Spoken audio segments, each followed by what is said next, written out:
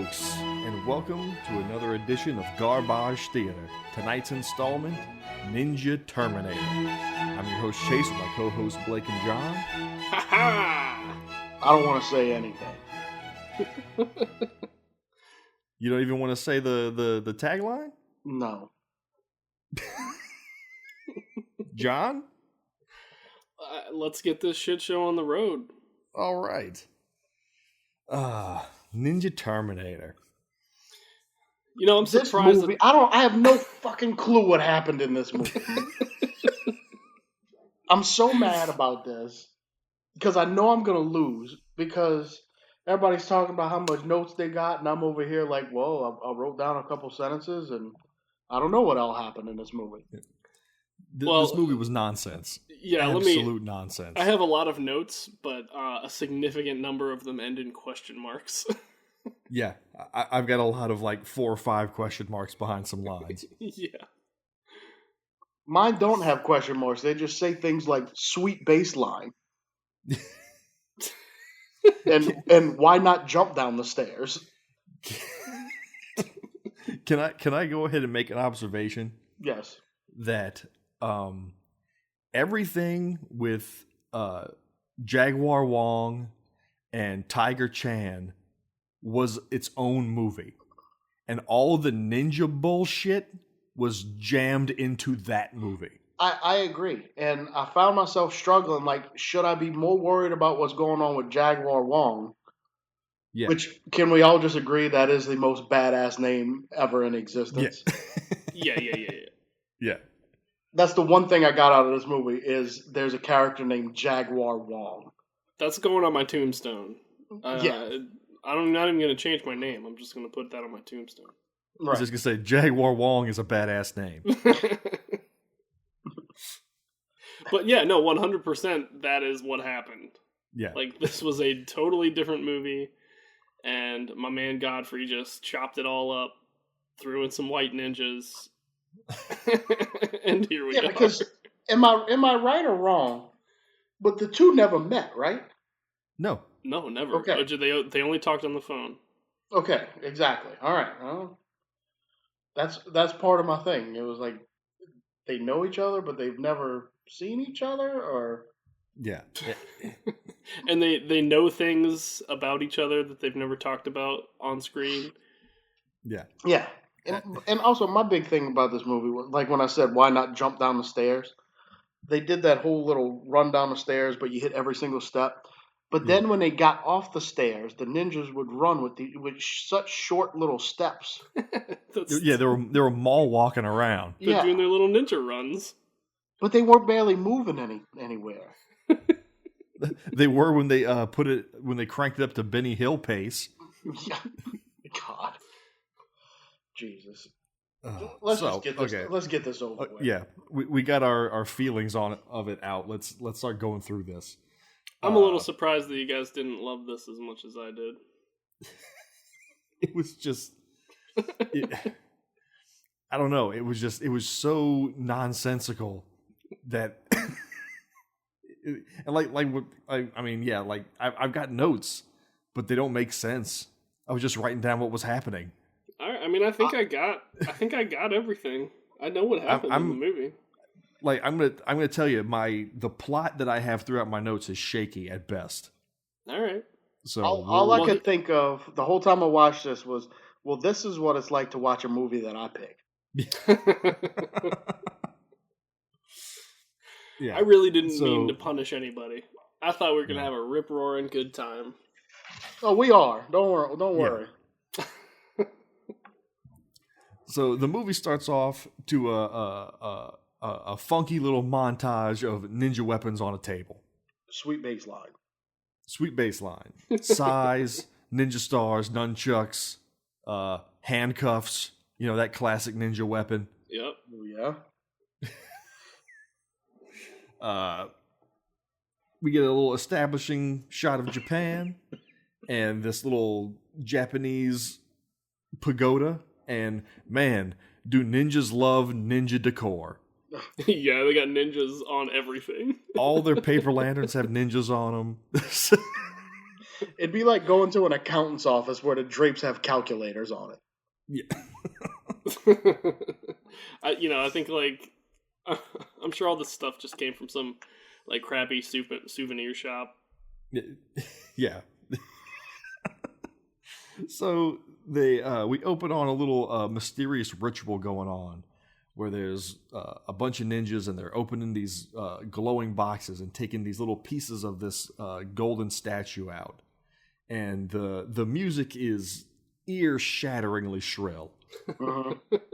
Like, all the music, as good as some of it is just blowing out the speakers completely. Pretty much everything is on 11. I mean, even the dialogue, it's like distorting because it's so loud all the time. It's in the red the whole movie. Yeah. They bid greetings to their master as the master comes out, and they're celebrating the anniversary of their ninja empire. And it's time they combine the statues, and the master starts like having convulsions and fits over it. He's doing he's doing his jutsus, man. Yeah, it does something. They all then attack the master inexplicably, and he's invulnerable to all their attacks. To which he then proclaims to them, "If you don't believe it, why don't you try?" Well, he was saying that specifically to one of the ninjas, the one that hadn't attacked him yet. Yeah, Mustache. Yeah.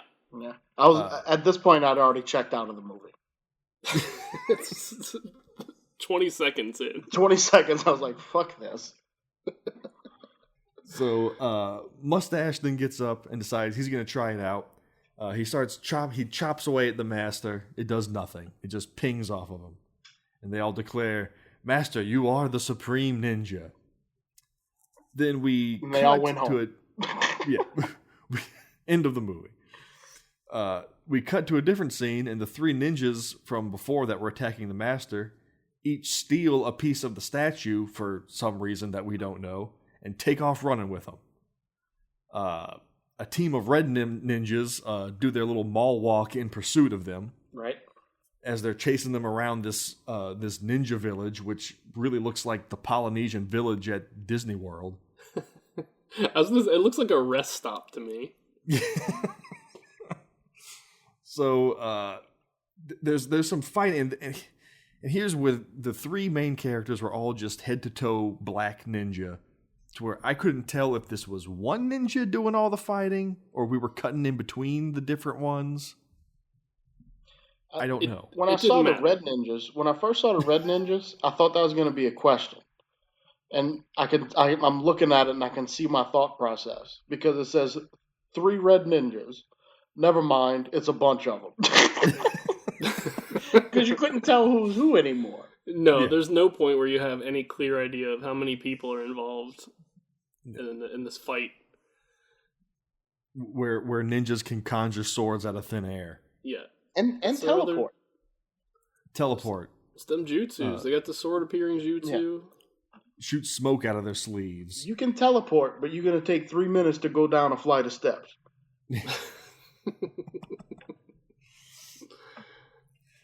So, yeah, there's a lot of quick cut ninja slicing, smoke attack jutsus. One ninja throws a throwing star at a flipping red ninja, and it clearly hits him in the ass. Yes. But when he hits the ground, it's in his neck. Yep. Maybe it traveled. Maybe it went through him and just ended up in his neck. It's possible. It cuts away. We find out that the 3 ninjas, Harry, Baron, and Tamashi, have stolen the Golden Warrior Ninja statue. And the boss is telling his right-hand man there. It's just funny how you're just like, I don't know who I'm talking about. Like, who is this guy? No. Who is that guy?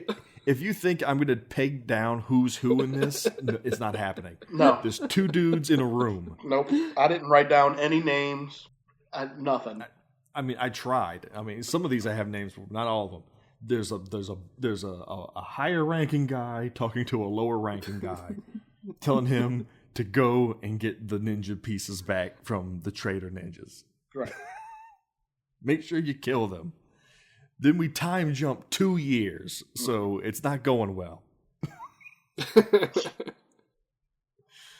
And it just kicks off again. Black ninja and a red ninja just fighting. The black ninja had the body piece of the statue, and he was doing some stuff over it. And the red ninja comes in and kills him and takes the piece back. And it's about here where I was just, okay, I'm just not going to be able to follow this at all. Right. One of the threads through the movie is like, not knowing what's going on, and then it's explained like way later.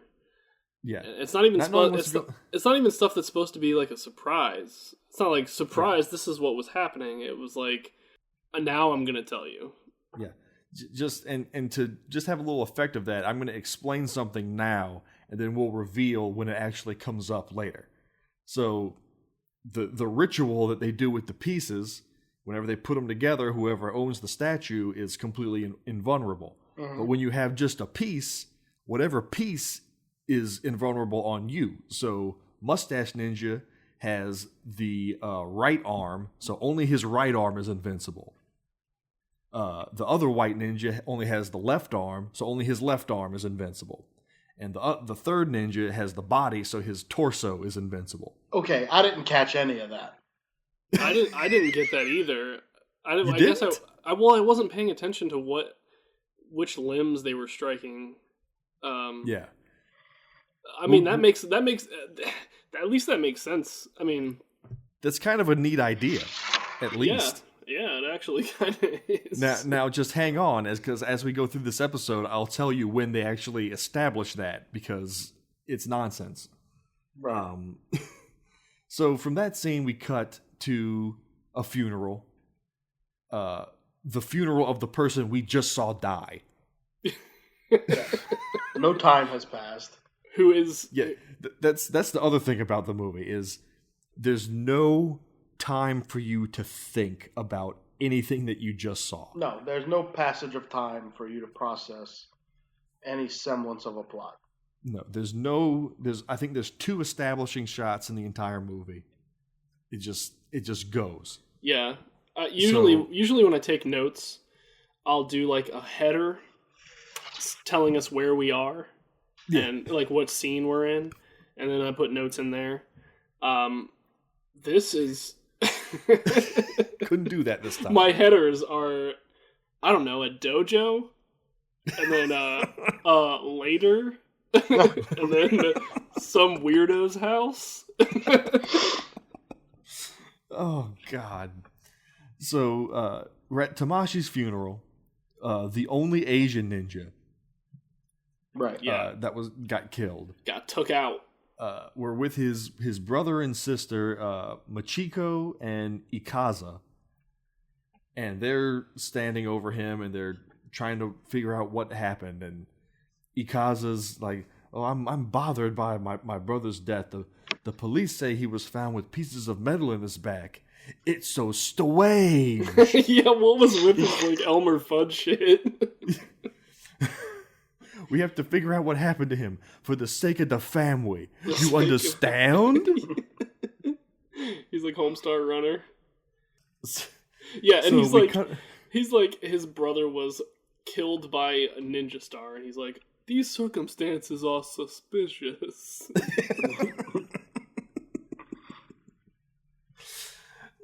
One thing I want to mention is so there was like 3 different versions on YouTube of the movie, and the one I suggested we watch was the widescreen one.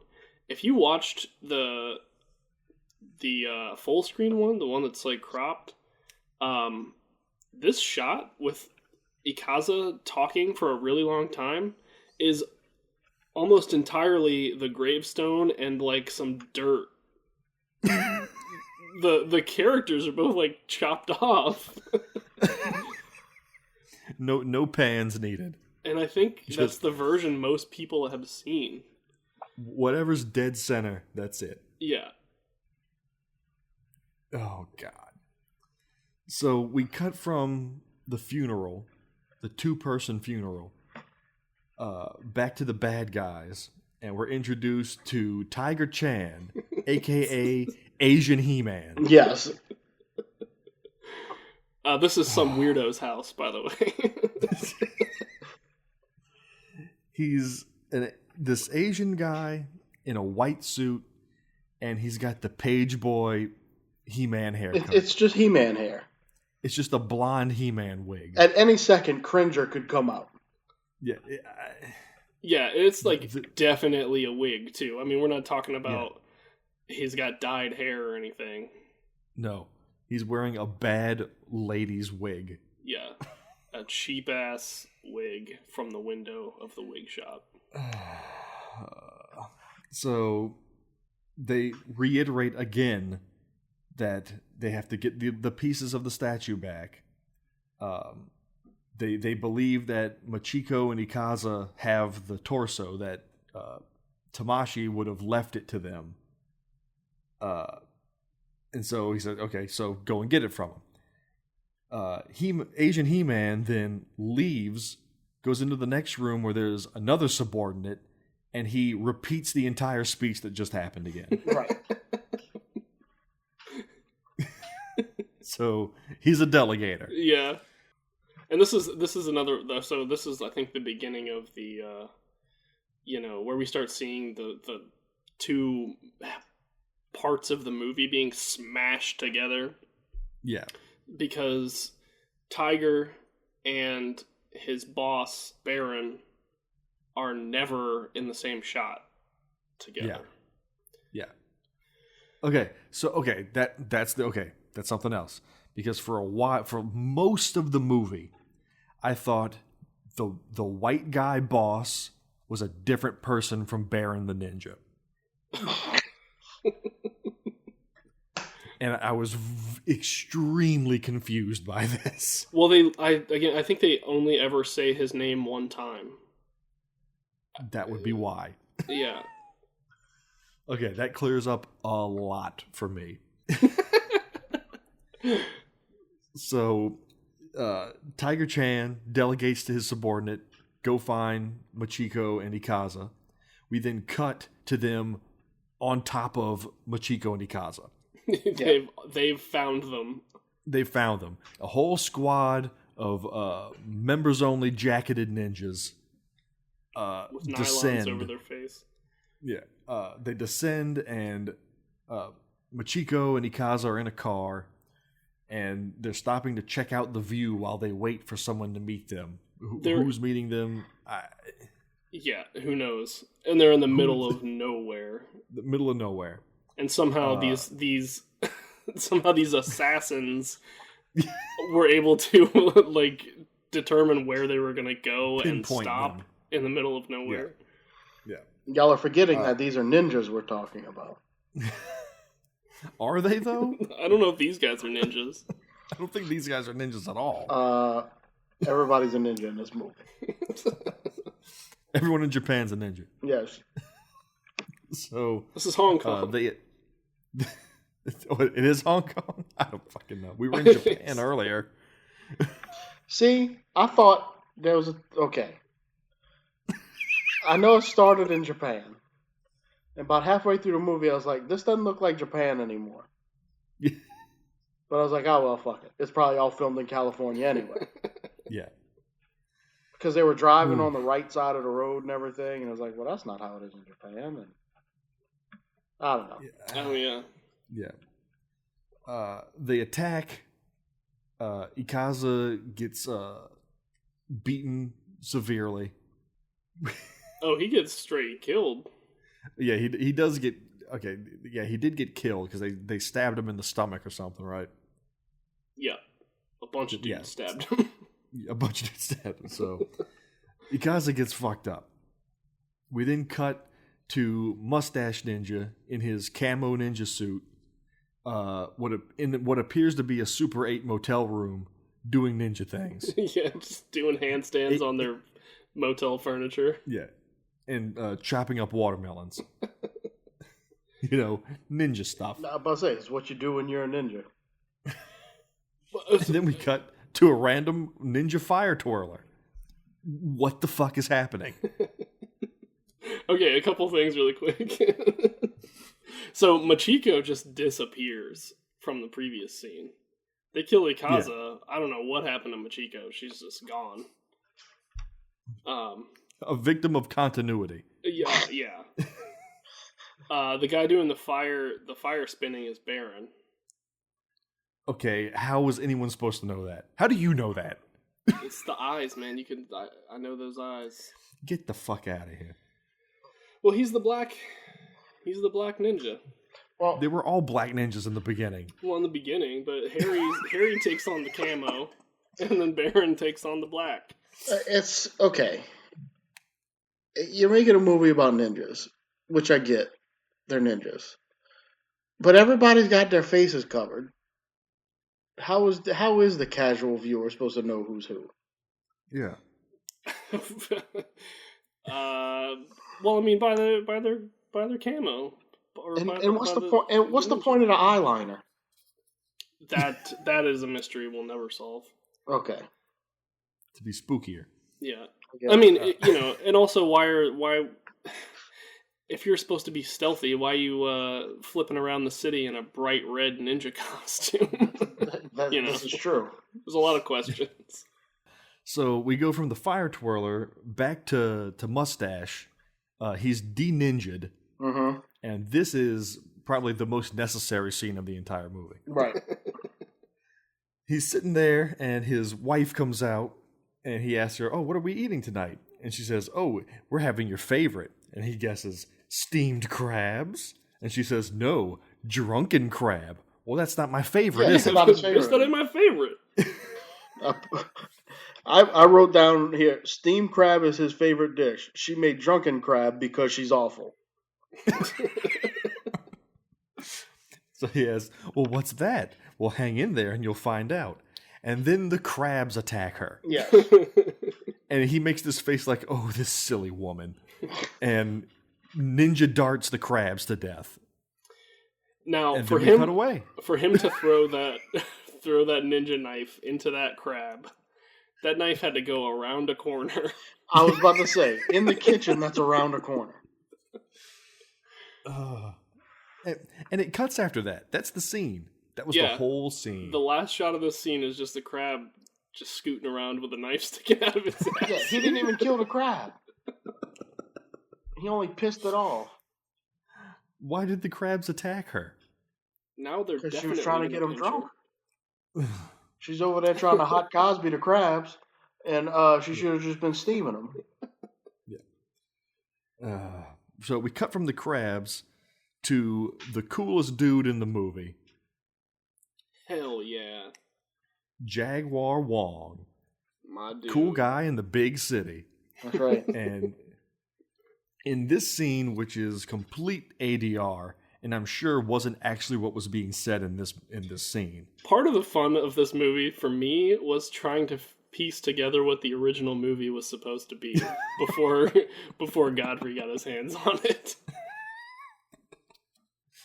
Because Jaguar meets with this guy Alfred, who this is his only scene in the movie. Yeah. And Alfred just informs him that Ikaza was killed. Ciao. Or did they leave? That's it. So we go back to Harry, and he gets a phone call from Jaguar. And this is the only way they communicate is over the phone. They're never in a scene together, like you said before.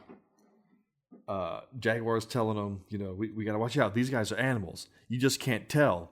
Cut. What they're going to do next.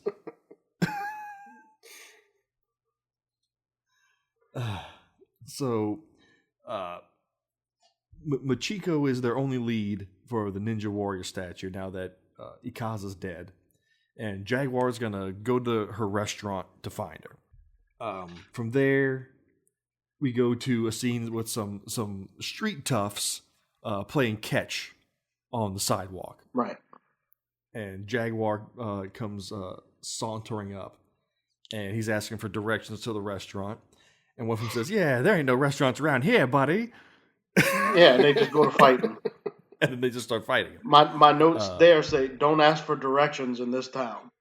Yeah. Hong Kong's hard as fuck. Like, excuse me, do you know where I can find this without restaurant? fighting somebody. Yeah, excuse me, do you know where I can find this restaurant? No, but you can find my fist in your mouth and then just go fight. Jaguar's got some sweet moves. He takes out two of them with by kicking a baseball and bouncing it off of one's head into the other one's head. Yep. Does a little nose pincheroo and questions the last one. Okay, smartass. So where's the restaurant? So he directs them to the restaurant. And he just points like right there. Yeah, it's across the street. It's right there. They could have saved themselves an ass whipping. All they had to do was just tell old Jag where it was, man. There ain't no restaurants around here, buddy, except the one directly across the street, you see? Yeah. It's over there. So Jaguar goes into the restaurant. The waiter comes up. He says, "Can I order something that's not on the menu?" And the waiter's confused by this. He says, "Well, would you like to look at the menu again, sir?" He says, "No. Can I order a machiko?" Jaguar goes from being like the cool guy to being a little creepy every now and then in this movie. A little bit. You don't get a name like Jaguar by following the rules. So Machiko comes out. He says, "Sorry about your brother's death. By the way, have you heard of the golden Ninja Warrior statue?" And she has no idea what he's talking about. No.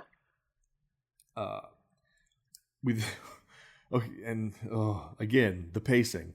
We cut from that to Asian He-Man putting a hit out on Jaguar Wong, and then it cuts immediately back to those henchmen having already found Jaguar Wong.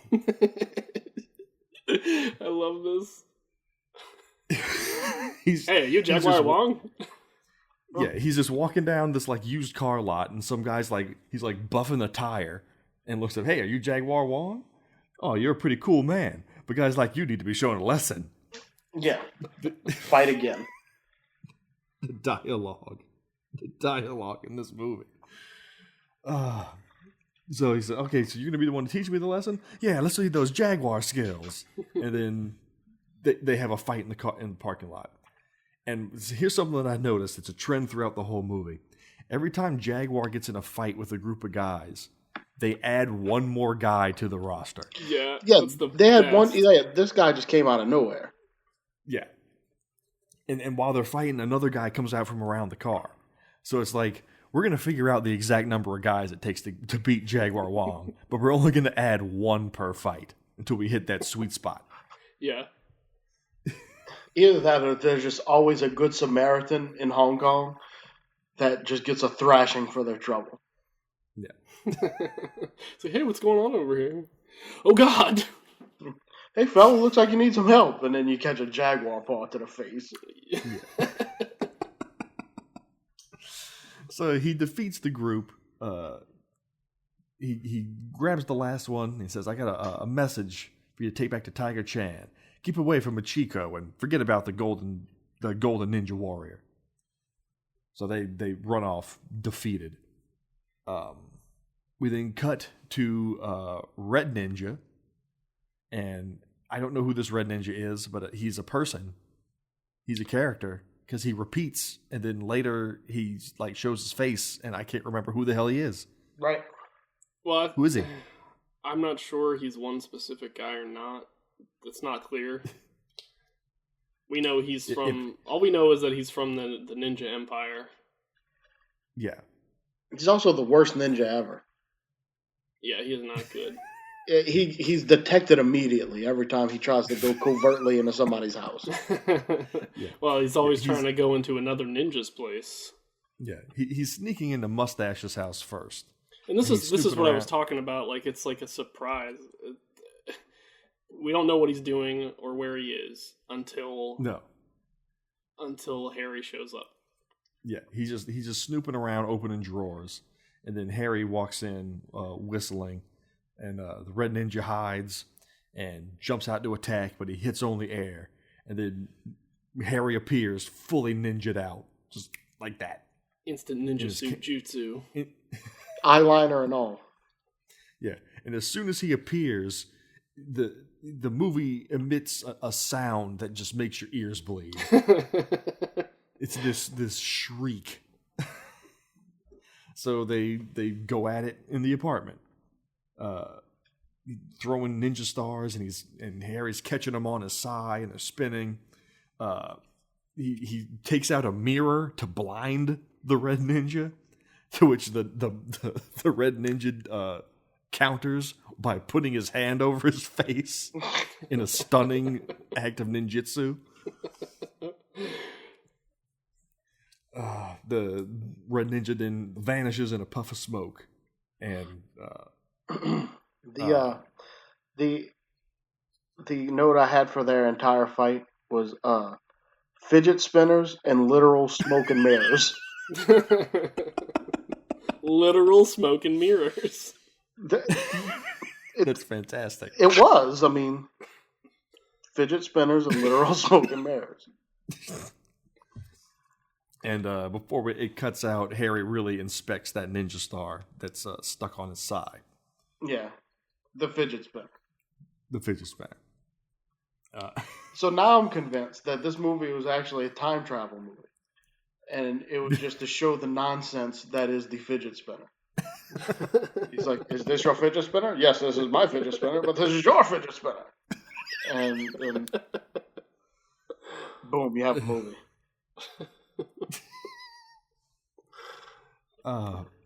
We cut from that scene back to Jaguar fighting another bunch of guys. He's already fighting some other guys. he's fighting all the guys from Office Space outside of Initech. We need a Jaguar origin movie. So he's got those two clowns he beat up before in the parking lot, and they've plus added one new one. They've added the action businessman. Yeah, action businessman has been added. Jaguar starts bitch slapping him around, but one of them rips Jaguar's suit. And ooh, now you've done it. Yeah. He defeats him, insults him. You're an improvement, but still not good enough for Jaguar Wong. Jaguar Wong is afraid of nothing. He again tells them to go and tell Tiger Chan to forget about the Golden Ninja statue. And then he just straight up jacks the dude's wedding ring. Yeah. He takes his ring off, and the guy's like, please don't take my ring. He says, no, I'm taking your ring. What are you going to do about it? I'm Jaguar Wong. He said, if somewhere along the lines of, you ripped my jacket, I'm taking your ring. That was his logic behind it. Yeah. And if you think that's the end of the story of this ring, I got news for you. That ring is pivotal. It's a subplot. Yeah. So, we go back to Red Ninja, and he's teleport flipping down an alleyway, and scoots up a pipe. Why he didn't just teleport up the pipe, I don't know. Yeah. He's breaking into somebody else's house. At first, I thought he was breaking back into Mustache's house on a second attempt. All the houses look the same. It's probably the same apartment. They just move the furniture around a little bit. Yeah. This is Baron's house this time, though. And he's checking around, looking in the bedroom. But Baron comes walking down the alley, and he also insta-ninjas into his ninja gear. Right. And does battle with the worst ninja ever, Red Ninja. Throwing stars, flamethrower. Counterattack the flamethrower with a smoke attack to put out the flamethrower. And Red Ninja vanish again. Failure. And so this time Baron checks out the star that was thrown at him. Hold on though. Is that ninja actually a failure? Well, what was his goal here? The actual goal to be determined at the end, folks. Just hang on to your seats. Oh God. So, cut back to Jaguar. He goes into a pawn shop and he's trying to sell this ring to the pawnbroker. He says, "Oh, this ring's been in my family for years. It's got to be worth something." So he's just trying to take advantage of this pawn shop owner. Now he's a thief and a liar. So the pawnbroker's like, oh, no, it's fake. It's a Cracker Jack box ring. He says, oh, well, what are you going to do? And he turns around and he sees some woman, and there's this dun-dun Sting music, like we're supposed to know who the fuck this woman is. So he gets in his car, and he's just sitting in his car smiling with this big grin, and he starts following the woman. It starts off as just, casually tailing her. Then they start tearing ass around the city, like pedal to the metal. Yeah. That's once they get out onto the rural road. Yeah. Then they get out. Yeah. Well, they get out into the rural road, and it seems like he's trying to kill her. Yeah. He's swerving all around her. They're going all over the place. This car chase, I don't think, was from this movie. I don't think so either. So somehow she gets behind him, and she cuts him off. Yeah, I didn't even try to figure that out. No, the cars get jumbled around. Yeah, he cuts her off and then stops so he can get out and talk to her. Well, that wasn't abundantly clear for me. No, it was not. So they get out. He snatches her hat off her head, and we're introduced to Lily, and this is apparently Jaguar's ex, and he straight up assaults her in the street. Right. As ninjas which leads to a very dark sex scene. Yeah. This was so dark that looking at it, it really seemed like they were just like twirling around on top of each other. Because at one point they're head to head, and then there's feet by his face, and then she's back with her head up by him again, and I enjoyed it. I thought it was a nice change of pace. I thought it was beautifully shot. Yeah. And then a shot of suggestive blooming flowers. Yes. Yeah. Yeah. There's your passage of time. It's art. That's a metaphor for because Jag brought her to orgasm. Yeah. So they're laying in bed after, and Jaguar says she's telling Jaguar that this can't happen again. I can't be with you. I've got another man in my life. And Jaguar's like, well, I figured it's been so long. He goes, oh, but it's Tiger Chan's right-hand man, Victor Lee. And oh, no. And we're like, oh, who gives a shit? I don't know who Victor Lee is. Because they never... Yeah. That's just... It's like at this point in the editing process, he decided that Victor Lee should be a guy. Yeah. You know that guy from the beginning... that He-Man just delegated that order to? What if we just made him a character now? Yeah, now he's a guy. So we cut to Harry having a standoff with Baron. So they're still, in touch.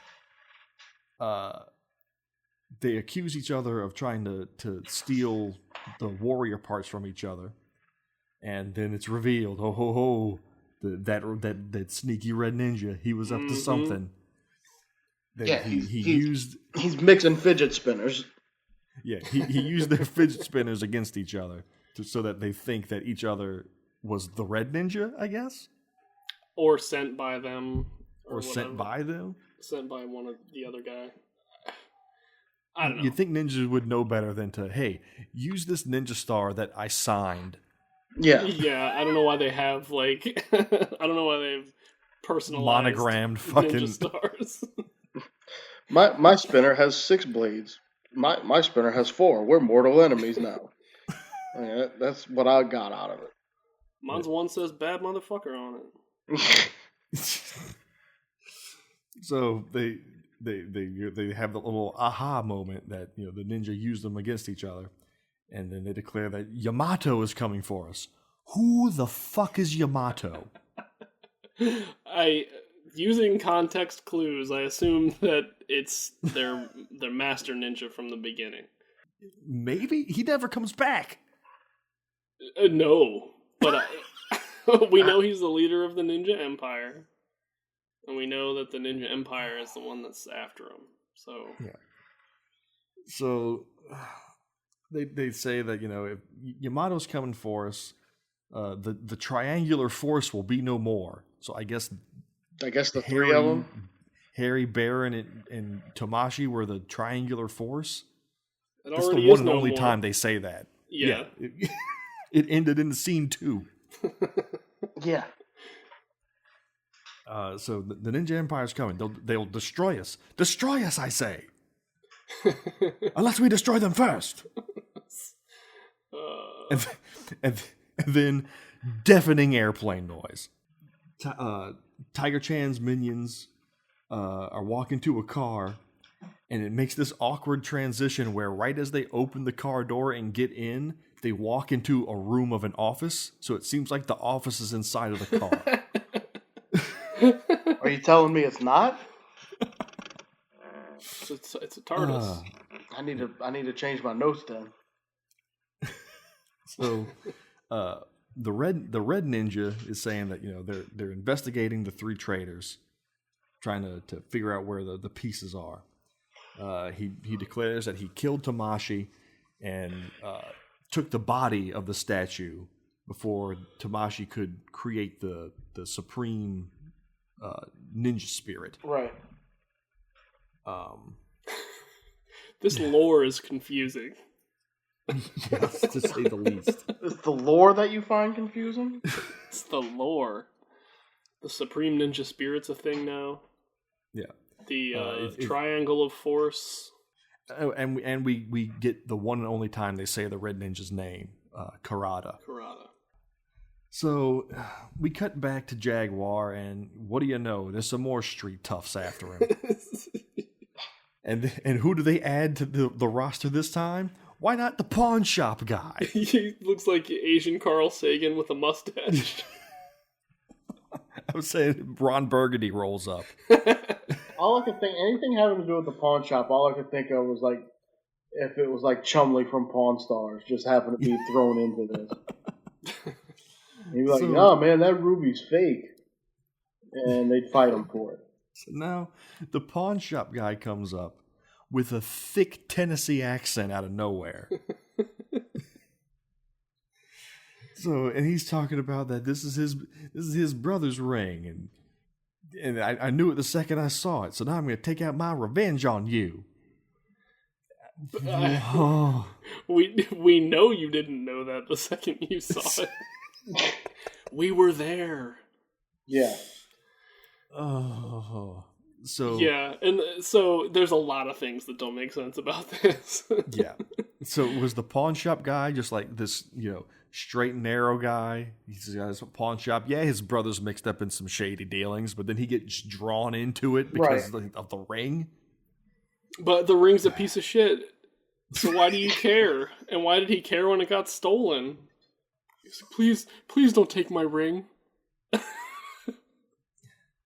Got it out of the Cracker Jack box. He had the ring. Jaguar left the ring with him because it was worthless. That's right.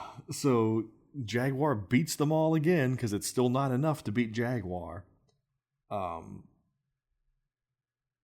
We cut back to Mustache, and he's practicing with his size, and the doorbell rings.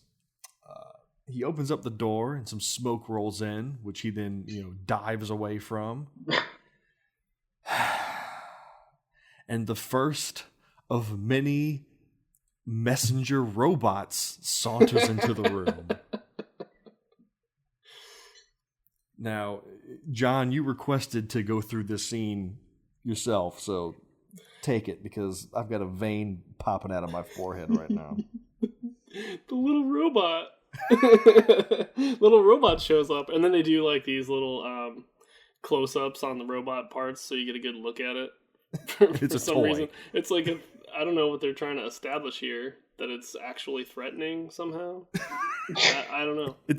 It's 6 inches tall. Yeah, there's nothing to it.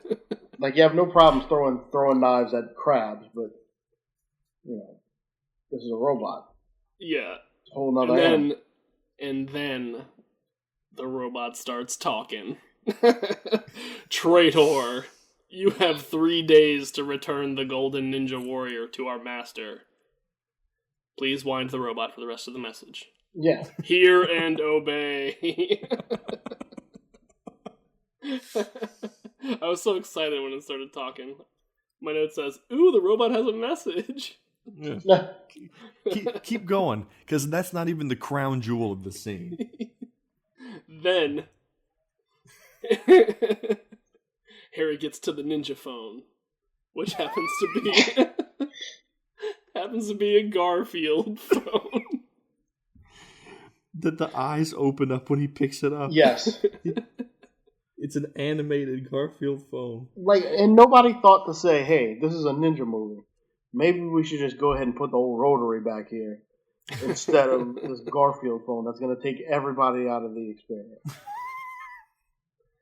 So he's getting a call on his Garfield phone. And it's like, "Hey Harry, it's the Ninja Empire. Hey, listen, did you get our death message? We sent it in Did you get our robot message? You sent it in a little toy silly robot? Oh, you did. Cool. All right, great. So just to recap, you have 3 days. Cool. You're gonna die in 3 days if you don't give us the thing. All right. Nice talking to you, man. Hear and obey. Bye, champ." Right. It wouldn't have had the same impact just calling him on his Garfield phone as a toy robot. Yeah. They got to send the robot and make sure he got the message over the phone. Overly complex. We go from that madness to more street toughs, and this is the earlier, way earlier. We didn't even mention this before they say that you have to go and find Machiko and Ikaza. That there's going to be an exchange going on. There's some kind of a drug deal, Right. and this is what that is. Finally. But then there's a double cross, and it's Jaguar. Jaguar comes in, he kicks some more businessmen asses, breaks a windshield, throws a guy in a trunk, twists a guy's ear, and drives away with the dude in his trunk and the stuff. It was at this point that my slow brain realized, hey, these are two independent movies. Two completely different things. Yeah. I'm starting to think Jaguar has no business with ninjas at all. Yeah, I don't think he does. He needs to be like in a crime drama or something. So Jaguar gets back to his apartment with the thug, and he's questioning him. Who's your boss? Clearly it's Tiger Chan. I mean, who else would it be that, you've been sending minions back to him defeated all movie. Right. So he threatens him with, you want to go to jail for this heroin? You better talk. He still won't talk. So Jaguar says, I'm going to keep you around until you decide to talk. Cut to Baron is setting up Mustache on the phone. And this is where I was confused, because I wasn't sure if this was actually Baron or not. So he's telling the thugs to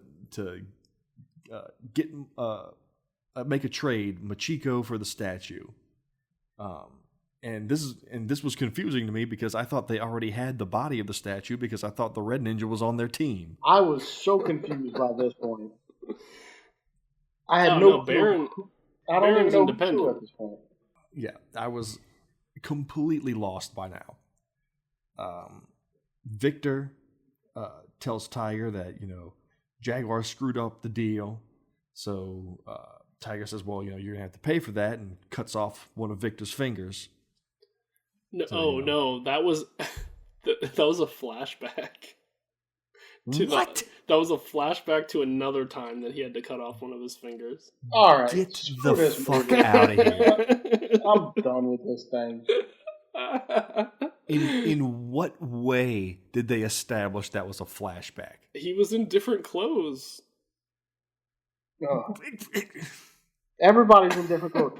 Dude, they could be in... The dude was in his tennis outfit, and then snapped his fingers. He's in a camouflage ninja get-up with eyeliner. Like, clothes don't mean shit in this movie. So that was from a different time Jaguar broke up a drug deal? No. It was a different time that Victor fucked up and had to cut off one of his fingers. Let's just get to the quiz. So, okay, there's a flashback sequence, apparently. Just a quick one. We cut from that to them toasting Machiko. I'm not sure why. It's her birthday. Was it? Okay. Yeah. It's a birthday. Yay. The lights go out and Machiko vanishes. Now we get blasted with some deafening saxophone music. To Jaguar riding an elevator. Walks into his apartment, opens up his closet, and there's the thug tied up in his closet. End scene. Yep. Just to establish he still has him. Still got him. Cut back to Harry. To Harry's wife at her job where she's a fashion designer. Yes. Her and her protege talking about multi-purpose swimsuits for an entire scene. This goes I on don't know for what so movie long. I'm watching. Oh, it goes on for so long. Oh, these swimsuits are, I truly believe swimsuits are also good for aerobics and sports. Needs more pleats, pink trousers. What the fuck am I watching? First of all, more pleats has never been a good idea. She's bad at this. So yeah, I wrote. Harry... Thank God Harry showed up and ended this conversation. Yeah, Harry shows up and says, "You can't go to that meeting that you got scheduled. You're gonna be busy with me." Oh, I forgot about dinner. Yeah. Now you two hens break up this little sewing circle. Get home and make me some steamed crabs. Yeah. He says. She says she forgot about dinner. Harry says, "You can't forget to eat." Yeah. No, Harry. She didn't forget about the concept of dinner. Fucking idiot. I have no idea what dinner means.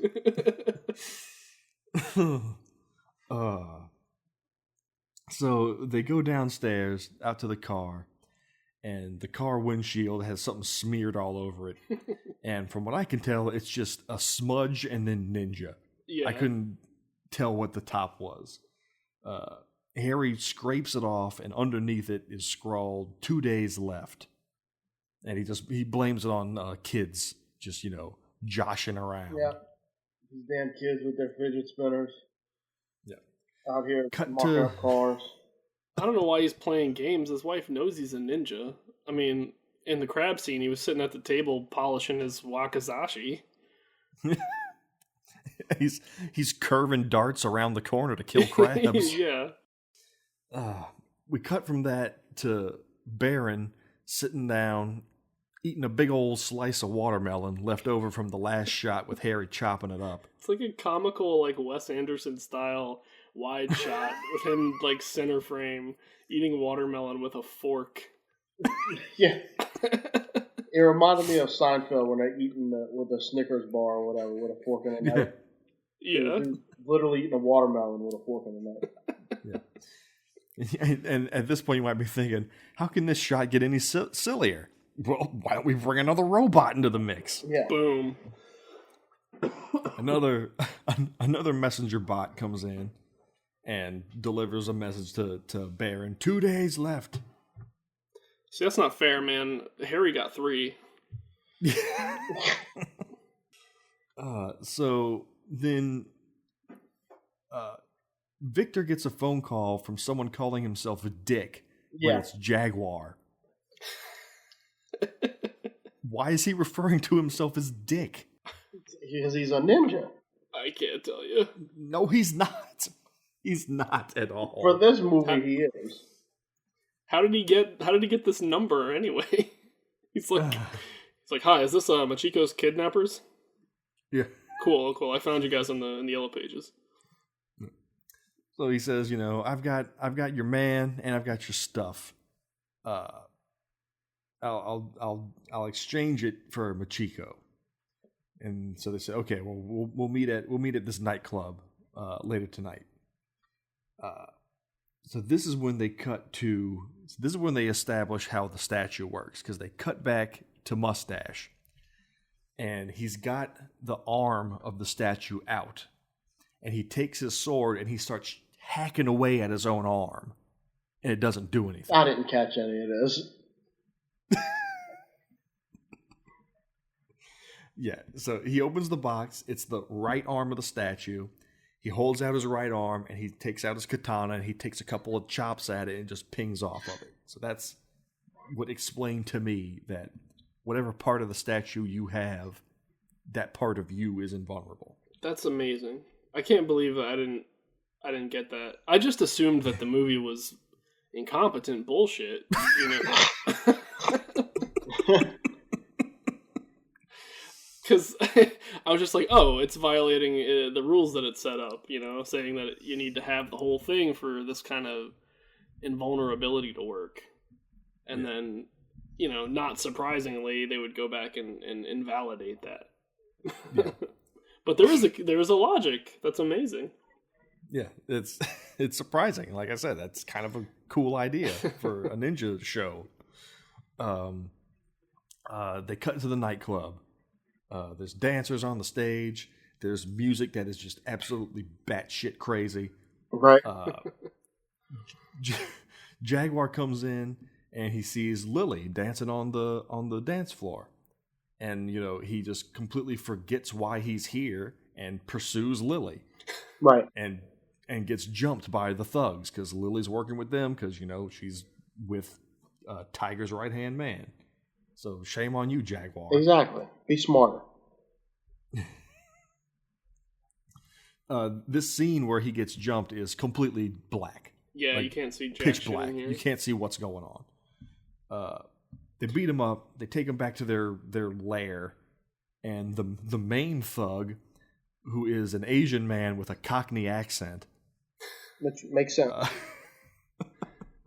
He's asking where's the stuff, and you know, well, you'll get the stuff when I get Machiko, and they bring Machiko in. Machiko has no idea what's going on. This poor girl. yeah. She never saw the statue. She's never been around the statue. She's just a victim of circumstance. So they go back to a hotel, and Victor and Lily are talking about Jaguar, and Lily's saying, "Oh, you don't have to worry about Jaguar. We're over, and I love you." And Victor proposes, and Victor wants to quit the Ninja Empire and go straight and just start a new life. Not how it works, Victor. They're setting up stakes for Victor, apparently, for this relationship. There's another sex scene that's way more awkward. Yeah. And at least for me, the sound dropped completely out of it.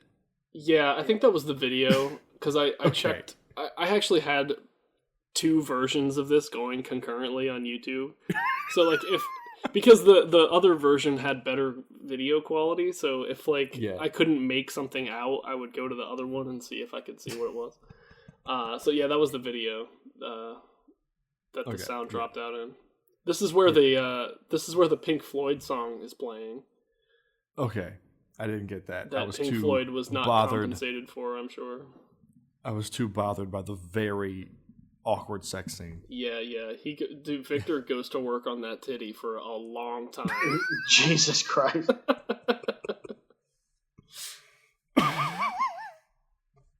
Oh, God. So that whole scene was just to establish some stakes between their relationship that's going to come up later.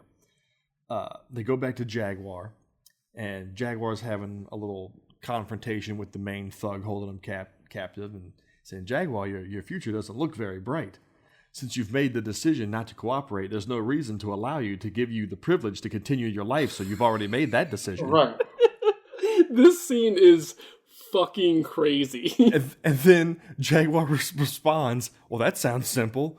No, it isn't. Not at all. And I couldn't help but, they were pulling... The way he pulled the wool over the eyes of the other guy was all shit from, a cartoon when we were kids. Yeah. Like, the whole cigarette thing. I thought for sure his cigarette was going to explode. Me too. I thought it was going to explode. Well, they go through that back and forth. But, can a dying man have a last wish? Can I get a cigarette? And he wants to he's going to give him one of his. And no, give me one of mine from my bag. Go in the bag and get mine. Yeah, get mine. Why don't you make have sure one? You go and have one too. Yeah. And man who's about to kill me. During this whole scene, Jaguar and this guy, every time they say a sentence to each other, they do this moan where I'm thinking they're going to have a sex scene next. Oh, no, that's not my brand. Why don't you have one for yourself? Oh. The whole fucking scene is so weird. It's weird. Jag wants his one of his own brand of cigarette. They get out his pack of cigarettes, and Jaguar offers to let this guy smoke one of his, even though he's already smoking one of his own. The guy had a lit cigarette, but then he agrees to this suspicious as fuck offer anyway. I don't usually smoke this brand, but I'll do it for you. Why is he doing it for him? Because he loves him. I respect you as a ninja, I guess. And so he lights up the cigarette, and I didn't know what happened. Did the cigarette punch him? Yeah, I don't know. It makes a punch noise, and he flies backwards. I assume Jaguar kicked him from his chair, but... You didn't see it. No, when it cuts to the wide angle, Jaguar hasn't moved at all in his chair. No. So, I don't know. It was just very powerful tobacco. Yeah, that was the good shit. So, Jaguar stands up, he spins his chair that he's tied to around and knocks everyone in the room out in one spin. Just so, and then he frees himself, he takes out a small army of dudes in his escape and gets away. Cut back to Baron on the phone and saying, get in touch with Harry and tell him that we have Machiko and he needs to give up. Then we cut back to He-Man scolding Victor again for losing Jaguar again. Or was this another flashback scene? No. But he keeps threatening him with having to cut his finger off again. Yeah. I'm going to cut your finger off again. And he begs him not to. He says, okay, I'll give you one last chance. Bring this video to Harry to let him know that we have Machiko. So, okay, Tiger told Victor to do this. Mm-hmm. Cut to another fucking robot. Robot delivery service. It's a robot dragging a VHS tape. It's so amazing. When did robots become like Ninja's preferred method of communication? I think the first instance was this movie. Okay. The movie does have Terminator in the name. Yeah, that's true. That's probably why. I'd bet you $35 that's why. That's gotta be what it is. Gotta be. So, Harry's wife sees it, calls him in. They pick up the VHS tape, they pop it in, and it's a video of them torturing Machiko that's very well edited. It's got cuts and reverse angles and shit. Yeah. The production value. The production value on this snuff film is just through the roof. So they tell Harry through the video, Machiko's gonna snuff it if you don't return the statue and all the stuff from the deal. So Harry calls Jaguar, tells him kidnap Lily, and we're gonna use her to make a trade. And then he murders some more melons. And then we cut to Baron fire twirling again. Yeah, it's exactly the same footage from before. I thought something went wrong with the movie. Yeah. Then Harry charges up his super arm with the statue. We cut back to the city. That we have several establishing shots that this is a mall, and Lily's shopping with her bodyguard. They come out and call for a taxi, and the taxi driver is a little suspicious looking. He's kind of got an extremely fake mustache on. Go Ninjas. He kind of looks exactly like Jaguar Wong. So the driver's Jaguar Wong. The bodyguard tells him to stop. He pulls out a knife. Jaguar starts violently swerving the car to disarm him. They have a little taxi fight outside of the taxi. He rips off his mustache with the reveal music that we didn't know it was already him. and so he says, "Okay, you're gonna come with me, Lily. You're gonna cooperate. See?" And she's like, "Oh, by cooperate, does that mean like sleeping with you?" And he says, "Maybe." It doesn't mean that, Jaguar. Cool it. One step forward, two steps back, Jaguar. Yeah. So Victor finds out that Lily was kidnapped immediately. It snap cuts to Victor being like, "Huh? You're with Jaguar? Kidnapped?" So Jaguar gives the message to Victor. "I've got Lily. We want Machiko. We'll do a trade." Then they introduce a new character, the Professor, who walks in, and He-Man greets the Professor. "Good to see you, Professor." Professor comes in, and he comes in, and they want him to. They have a bomb, and they want him to redesign the bomb to be a time bomb, but he just happens to already have a time bomb on him.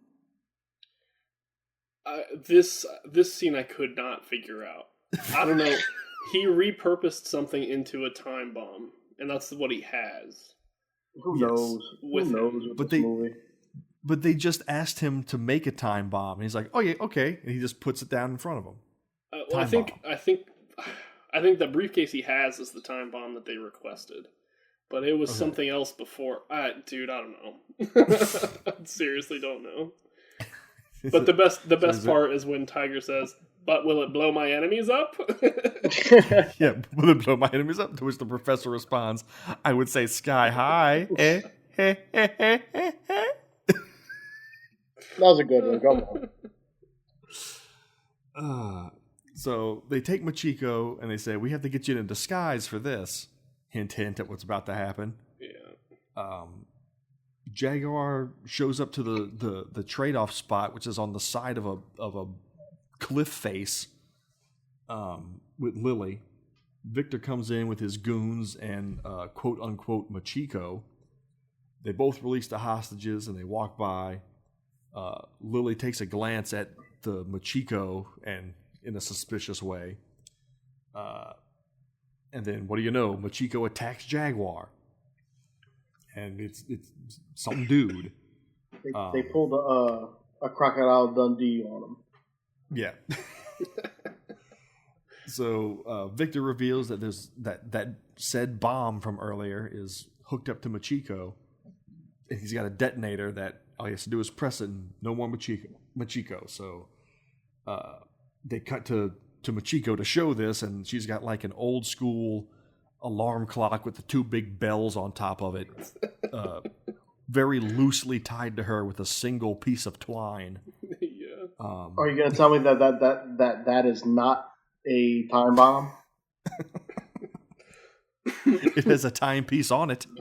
Therefore, a time bomb. It's not a time bomb. It's a remote bomb. It's a remote bomb. It's both. It's a hybrid. Jaguar kicks a rock at Victor, causing him to drop the detonator. It seems they finally figured out how many minutes it takes to stop Jaguar, because he has to fight a little more than usual, but he still gets around him. Right. Gets the detonator and takes off. He knows exactly where she is. Yeah. Because he beelines straight to her. He's a ninja. That's how they work. Comes in. He disarms the bomb by grabbing the first wire he sees and ripping it out of it. As you're supposed to do. I've seen the training manuals. It says, first ready available wire, yank it. Yeah.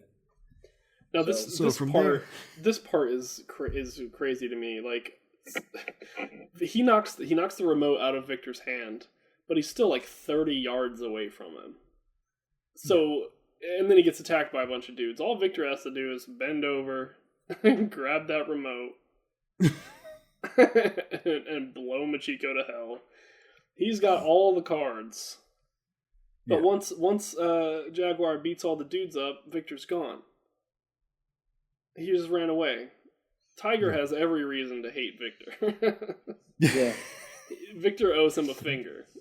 Yeah, Victor should be Nick's mini fingers at this point. Yeah. We cut back to Harry's house, and his wife opens the sliding glass door to find a bunch of skulls and snakes drawn on it, and a message written under it, "Challenge at Devil's Rock." There you go. And so it's on. All right, this movie would say it's on like Szechuan. Yeah. So Mustache goes into his candle room and starts swiping out flames to psych himself up for the Devil's Rock Challenge. Baron is also training. We get yet another robot delivering yet another VHS tape. And it's an instructional video on when you're a ninja and you stop being a ninja, you have to commit Harry-Carry. And it's all scenes from a completely different movie. A third movie. Oh, yeah. That is entirely true. That's what happened. And so Baron's watching this, and he's basically watching another movie.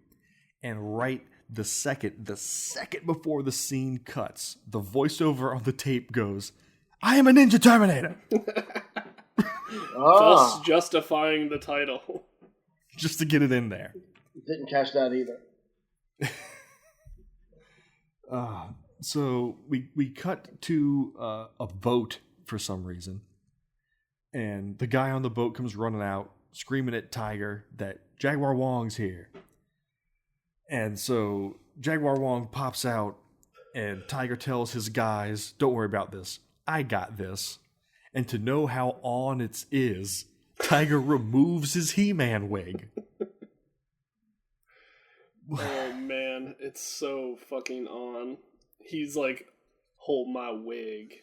I'm not going to get dust up in my wig. But Tiger... Why was he wearing that? No explanation ever given. Was it a disguise? I want to know that there was a reason to that wig in the original movie that this was. He might have said, "Hey, if I wear this wig, you think anybody will notice?" And nobody noticed. I wore this wig for years, and you guys didn't say anything. So it's also revealed that, I don't think we knew this before, but Jaguar's from Interpol. He's like he's threatening to arrest them. I'm like, is he police? You're just making this up. He says he's from Interpol. So Interpol's in cahoots with ninjas? I guess so. Why not? Yeah. So anyway, it's Jaguar versus Tiger. Showdown at Typhoon Lagoon. Because there's water slides and slip and slides and shit in the background. Yeah. For the first time, Jaguar is not doing well in a fight. Tiger's handling him pretty easily. Yeah, he's whooping his ass. He's getting kicked down a flight of stairs down to the beach. And they keep doing this thing where they keep showing Tiger's shoes. Like they're trying to establish something special with his shoes. Yeah. Over and over again.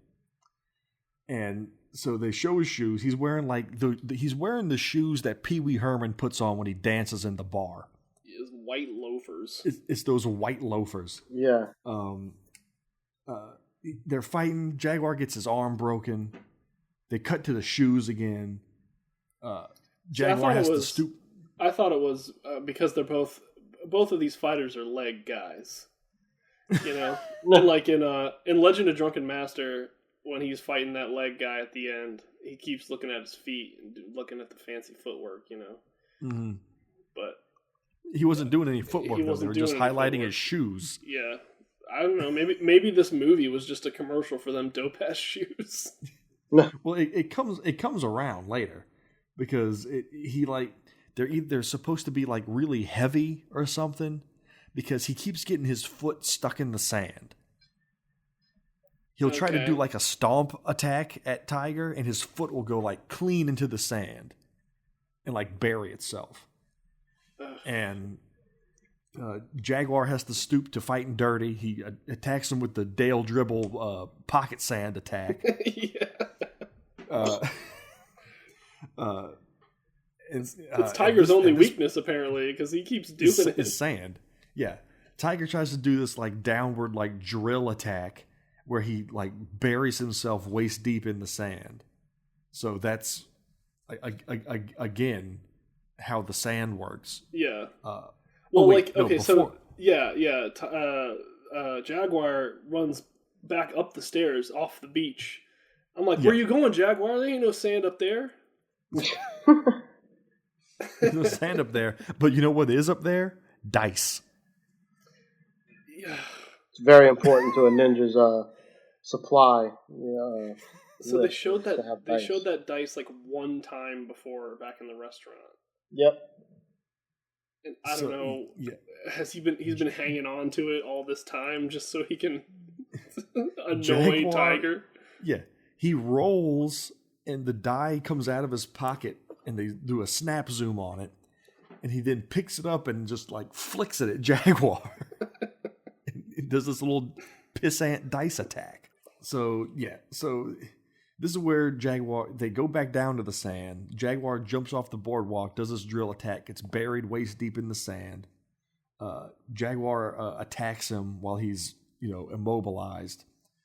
While they're doing the fight, they do the freeze frame strikes. So something special's happening there. Yeah. And then Tiger drops dead, limp. R.I.P. Good riddance. Yeah, done. So that wraps movie A. Yeah, let's get movie B out of the way. Now we got to finish up movie B, where we cut back to the ninjas. They all show up. Harry shows up, places down the golden arm, and he praises it quickly to get his power. Baron's worshiping the left arm to get his left arm power. The Red Ninja shows up with the body. Red Ninja's sword floats up and unsheathes itself. Jedi Force pulls his sword. Because he's magic. Y'all need to quit doubting. I've listened to y'all for this whole episode doubting ninjas. I think y'all need to get back on board. I don't doubt anything. They got jutsus for everything. Yeah. That's what it seems like. So it's showdown time. Red Ninja and Harry go at it first. Mm-hmm. And then Baron jumps in, fighting the Red Ninja. They're cartwheeling around for no reason at all. Teleporting around, doing nothing at all. And basically rinse and repeat for the whole thing. Yeah. Yeah. It's pretty whack. They each get to do some blocking with their body part that's invincible to further establish that. Then they just start hucking grenades at each other. Which was pretty funny. Yeah. They're throwing butt balloons at each other with mortar sound effects on. Well, the sound effect for it is really what made it cool for me, and the fact that their grenades were color coordinated with their outfits. Yeah. It was like in a video game where you're fighting the boss and you're not doing so well, so you just start mashing the grenade button. Exactly. So eventually, they all start tagging each other's weak spots, hitting the arm that isn't invincible, or hitting the on Red Ninja whose body's invincible, hitting his arm. Yeah, I didn't catch. I just didn't catch that whole. Yeah, thing. It's slowly disabling them. Yeah, I thought shit was just their effect was just wearing off or something. No. And Mustache throws a star and it hits Red in the arm and sends him flying, which this is enough ninja star is made of like infinite mass. Like, how does it knock him that far into the air? It just he hit the big blinking red glowing weak spot on him enough. Right. So Red goes for the statue, and Baron is struggling with him, and Red kills Baron with some elbow spikes. Yeah, that was pretty good. Elbows him in the throat. So Baron's done. But while that's happening, Mustache gets all of the statue. That's right. In a very anticlimactic way. He just snatches it. Mm-hmm. And then Red tells him, just go ahead and kill me. I can't return to the Ninja Empire because I've been defeated. I've been shamed. So Mustache joins the statue. Like he's in the shrine of the Silver Monkey. Right. The victory music cues up. And then Red just blows himself the fuck up. with mind explosives, we are to assume. Self-exploding jutsu. He blows himself up, and Harry glances over his shoulder like, dude, what the fuck? And then the end pops up. I also like how they had there's half a body debris that flew up in the air with the explosion and just plopped down on the ground. So the statue is only a torso. So are their waist down always vulnerable? I don't know. That seems like a pretty big loophole to this magic statue. I don't know. Well, I mean, it makes sense. Your dick is always your weak spot. I don't know, but at the same time, I do not give a shit. But the lore, Blake. The lore. Well, yeah. I guess that's solid. I don't know. God. So it is. There's Ninja Terminator in all its nonsensical glory. Can we get my loss out the way now? Let's do the quiz. So I'm curious. Did you split this up at all amongst the two movies, or did you go all in on one? Well, I think we covered. I had trouble getting questions for this movie. I don't know why. Nothing was sticking out at me.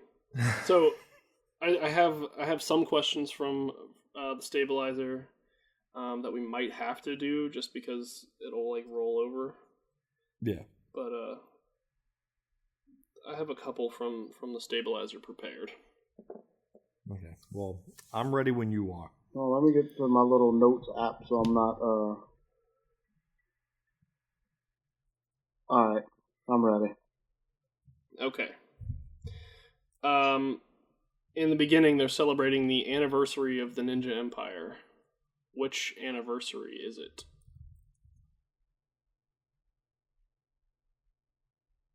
That's one. That's one. I got it. I got that one. What is the name of what's her face's restaurant? Machiko's restaurant. You son of a... Why can't I remember it? Can it just be if it sounds right? Yeah, if you're close enough.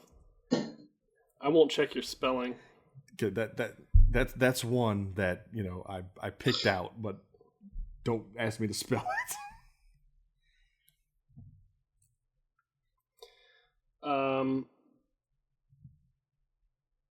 What is the name of the club that Jaguar goes to? Ooh. I got that one. All right. Now we're going to have to... I got a couple from Stabilizer. What is the symbol for Rainmaker's, organization? Got it.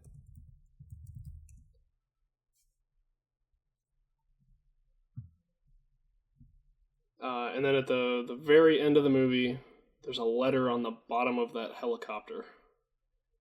Ooh, What that is I did that not letter? get. I'm just going to have to guess at that one.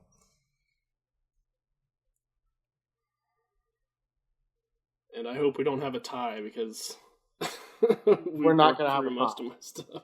Okay. I'm fairly confident I got 4 of them. We're not going to have a tie because I got 3. But full disclosure, I took a gamble, and I didn't touch the Stabilizer movie.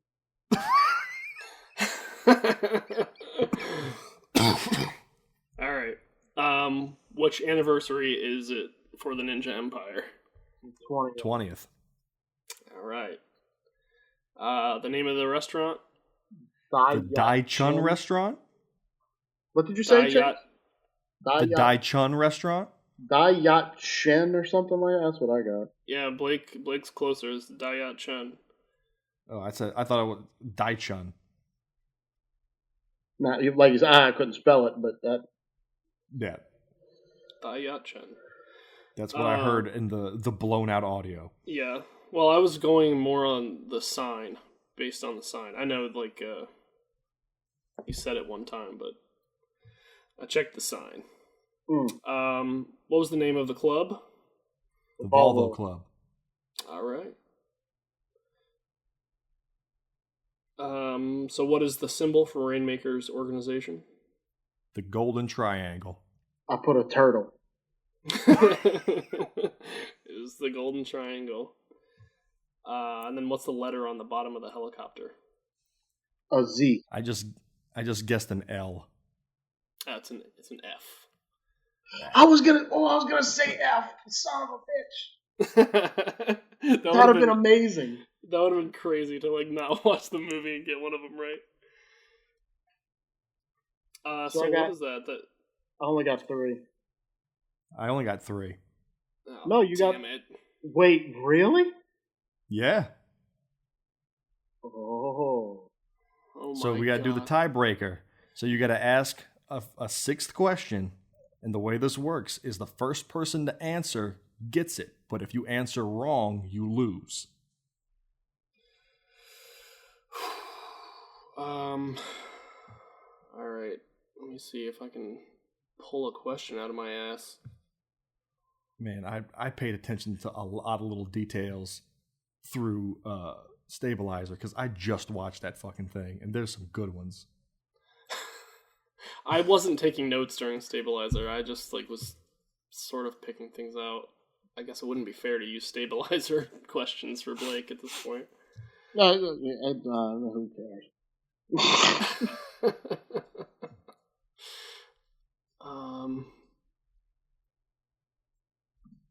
God damn. How many times is Jaguar in costume? None. Once. Twice. Well, Blake answered first. Yeah, I lost. I'm done. He disguised himself twice. Well, there was the mustache, and what was the other one? When he tricks them for the heroin drop or whatever. Yeah. Oh, I didn't remember that one. I didn't know he was in a costume for that. Okay. All right. Well, that's that. We did. That came down to the wire. It did. I had questions that were. If only I had said F under that helicopter. Oh, that would have been sweet. I guess we still would have been watching a Jean-Claude Van Damme movie anyway. So, one of my questions. Okay, I got here's some things that I noticed in the tail end that I can still recall. What decal was on the back of Rainmaker's van in the final scenes of the movie? Oh, Van Halen. He had a Van Halen decal on his van. Yeah. Yeah, that was awesome. I had that. I had what's his name's Victor's necklace was a razor blade. Here you go. Where did the pawn shop owner tell Jaguar he could find a ring like the one he had? A Cracker Jack box. In a Cracker Jack box. Mm-hmm. The Golden Triangle saved me. It did. Oh well. Wow. Oh well. 1.5 second cut time. No.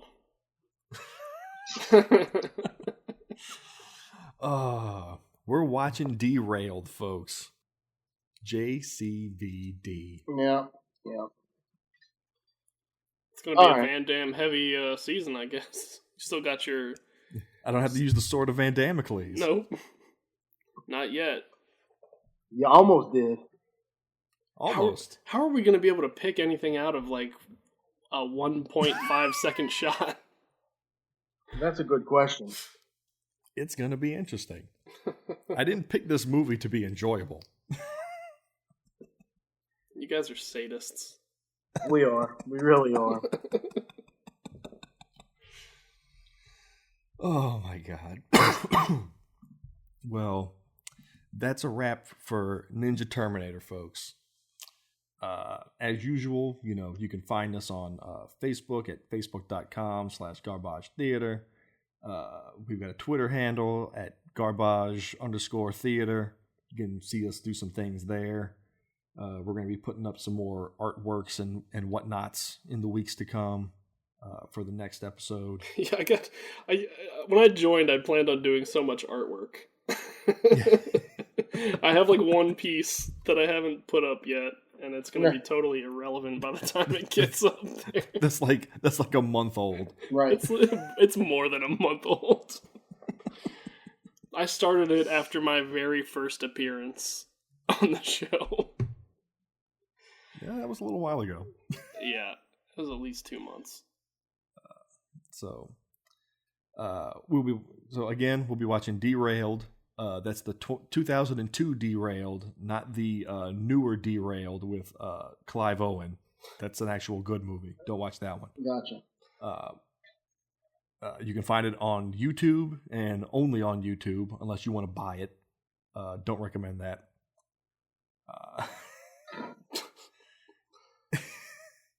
And I'm looking forward to hearing the reactions. Yeah. So we will see you next time, folks. Bye-bye.